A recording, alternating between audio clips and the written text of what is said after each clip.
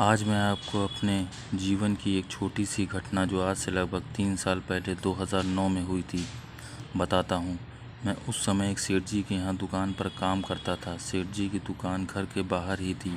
इसका एक दरवाज़ा घर के अंदर ही खुलता था।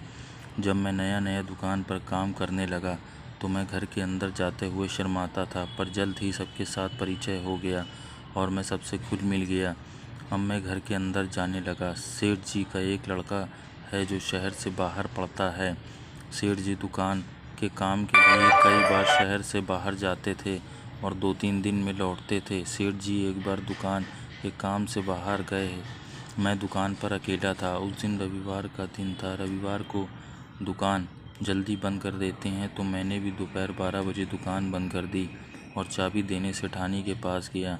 मैंने आवाज़ लगाई पर सेठानी ने कोई जवाब नहीं दिया, तो मैंने सोचा कि अपने कमरे में कोई काम कर रही होंगी। मैं उनके कमरे में चला गया। सेठानी सोई हुई थी और उन्होंने गाउन पहन रखा था और उनकी जांघ तक का नज़ारा दिख रहा था। जब मैंने आवाज़ दी तो वो उठी। मैंने पूछा, आपको क्या हुआ? आपकी तबीयत तो सही है? सेठानी बोली, मेरे सर में दर्द हो रहा है। मैंने कहा, मैं डॉक्टर को बुला लाता हूँ। वो बोली, डॉक्टर को मत बुलाओ, मेडिकल स्टोर से गोली ले आ, अभी सही हो जाएगा। मैंने कहा, ठीक है, अभी लाता हूँ। मैं मेडिकल स्टोर से दवा लेकर 5 मिनट के अंदर लौट आया और सेठानी को दे दी। उन्होंने कहा, मेरे पैर दुख रहे हैं, ज़रा दबा दे। वो बेड पर लेट गईं। उन्होंने अपने पैर दबाने शुरू किए। 5 मिनट बाद उन्होंने अपना एक पैर मोड़ लिया, जिससे मुझे उनकी नीले रंग की पैंटी साफ दिख रही थी।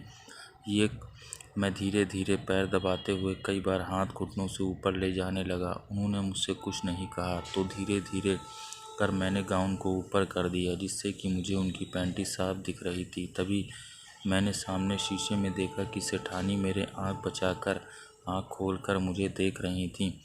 मैं सोच रहा था कि उन्हें नींद आ गई है, पर अब मुझे मालूम हुआ कि ये तो सोने का नाटक कर रही हैं। मैं सब समझ गया। सेठानी की चिड़िया कुलबुला रही है।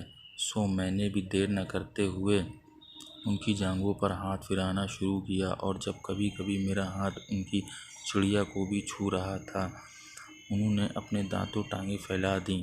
बस मुझे हरी झंडी मिल गई। अब मैं उनकी चिड़िया को हर बार ज़ोर से दबा देता, फिर हाथ फेरते फेरते एक हाथ उनकी पैंटी के अंदर चिड़िया में डाल दिया। सेठानी की चिड़िया को हाथ लगाते ही वो सिसक पड़ी। मैंने अब ठीक से बेड पर बैठकर उनकी पैंटी को नीचे खींच दिया और चिड़िया को सहलाने लगा। उसने भी मेरी जांघों पर हाथ फेरकर मेरे पप्पू को अपने हाथों में ले लिया और पैंट के अंदर से ही सहलाने लगी।